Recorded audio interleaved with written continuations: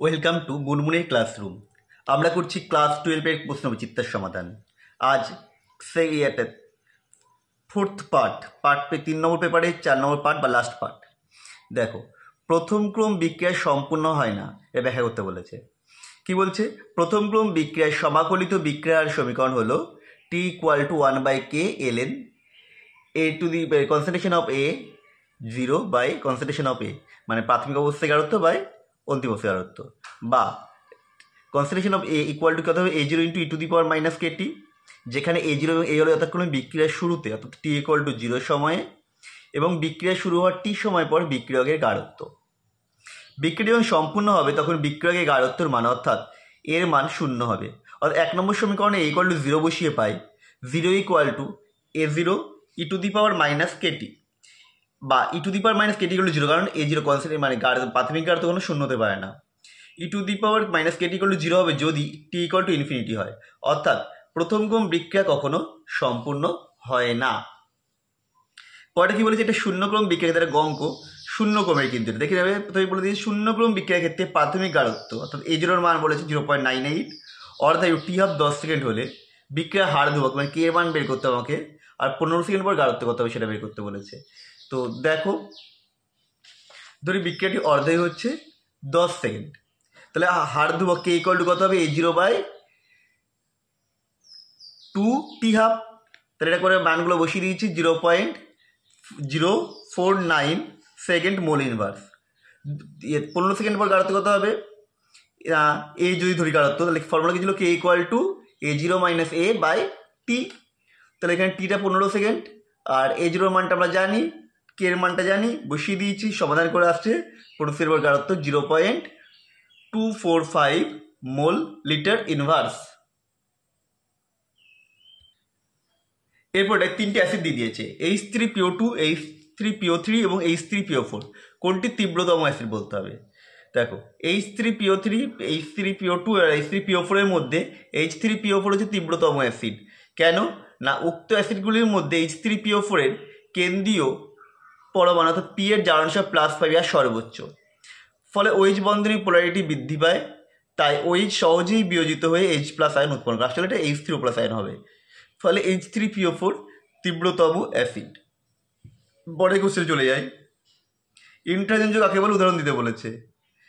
দেখো, হ্যালোজেন মৌলগুলি পরস্পর বিক্রিয়া করে যে দ্বিযৌগ গঠন করে তাদের ইন্টার হ্যালোজেন যৌগ বলে, যেমন ICl, IF7, ClBr, অনেক আছে, যেটা খুশি লিখতে পারো। Next question, telling of mercury কি? পারদের ওপর ওজোন গ্যাস স্প্রে করলে পারদ ওজোন দ্বারা জারিত হয়ে মার্কিউরাস অক্সাইডে পরিণত হয়, যা পারদের দ্রবীভূত অবস্থায় থাকে, ফলে পারদের সচেতন ধর্ম লোপ পায়। একেই টেলিং অফ মার্কারি বলে। বিক্রিয়া দিতেও পারো, নাও পারো। আমরা বিক্রিয়াটা দিয়ে দিয়েছি। এরপরে নিচের বিক্রিয়াগুলিতে A থেকে F শনাক্ত করতে বলেছে। দেখো, আমরা পরপর শনাক্ত করছি। প্রথমটা হচ্ছে CH2 নিচে Cl C ডবল হয়ে যাচ্ছে 2 ক্লোরো ইথানোয়িক অ্যাসিড, এটা A। তারপরটা আসছে 2 ইথাইল ক্লোরো ইথানোয়েট, এটা হচ্ছে B। তারপরে এটা হবে KCN দিলে পারে হচ্ছে ওই Cl এর জায়গায় CN ঢুকে যাচ্ছে, তার মানে হবে 2 সায়ানো ইথানোয়িক, এই 2 সায়ানো ইথাইল 2 সায়ানো ইথানোয়েট। তারপরটা 1,3 প্রোপানোয়িক অ্যাসিড, ডাইপ্রোপানোয়িক অ্যাসিড।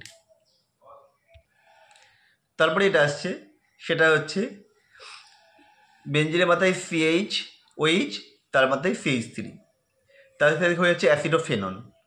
বেঞ্জিনের মাথায় COCH3। পরেরটা দেখো, রূপান্তর করতে বলে বেঞ্জালডেহাইড থেকে বেঞ্জোফেনন। বেঞ্জালডেহাইডকে প্রথমে করেছি C6H5 মানে ফিনাইল ম্যাগনেসিয়াম ব্রোমাইড দিয়ে বিক্রিয়া ঘটিয়েছি, যে যৌগ হয়েছে, আর তাকে PCC আর দোষে করলেই বেঞ্জোফেনন তৈরি হয়ে গেছে। অ্যাসিটন থেকে প্রোপিন, অ্যাসিটনকে জিঙ্ক অ্যামালগাম গার্ডেসিয়াল দিলাম, প্রোপেন হলো। এটা ভুল হয়েছে, এটা প্রোপেন হয়েছে, এটা এভাবে করলে হবে না। এটা যেটা আমরা করি, বাদ দাও, এটাকে দিয়ে দাও সোডিয়াম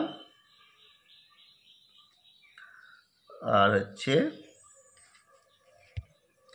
ইথানল। তাহলে তৈরি হবে অ্যালকোহল, প্রোপাইল অ্যালকোহল, প্রোপানটুয়ল।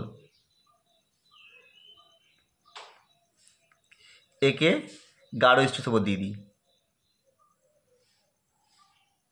কত 170°C। তৈরি হবে প্রোপিন।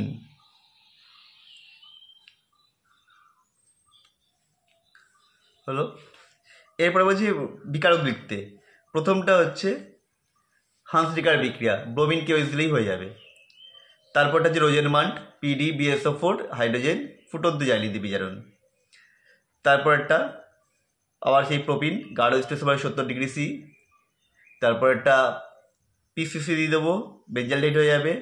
তারপরটা ব্রোমিন কেওএইচ দিলে আবার হফম্যান ক্রিয়ার, মিথাইলামিন হচ্ছে। তারপরটা বিজারণ, LiLH4 দিলেও হবে। এবার বলেছি পার্থক্য করতে, ফর্মালডিহাইড আর ফর্মিক অ্যাসিড। আমি দিয়েছি সোডিয়াম কার্বনেট সম্পূর্ণ জ্বলিয়ে দেবো, এক্ষেত্রে কোনো কিছু পরিবর্তন হবে না। ফর্মালডিহাইড আর ফর্মিক অ্যাসিড হবে বুদবুদ আকারে CO2 গ্যাস নির্গত হবে। বেঞ্জোইক অ্যাসিড ফেনল কী করবো, সদ্য প্রস্তুত ফেরিক ক্লোরাইড দ্রবণ দিলাম, বেঞ্জোইক অ্যাসিডে কিছু পরিবর্তন হবে না, ফেনলে হবে বেগুনি বর্ণের জটিল যৌগ উৎপন্ন হবে। আমাদের ভিডিও কেমন লাগলো অবশ্যই কমেন্ট করে জানাও। আবার দেখা হবে নেক্সট ভিডিওতে।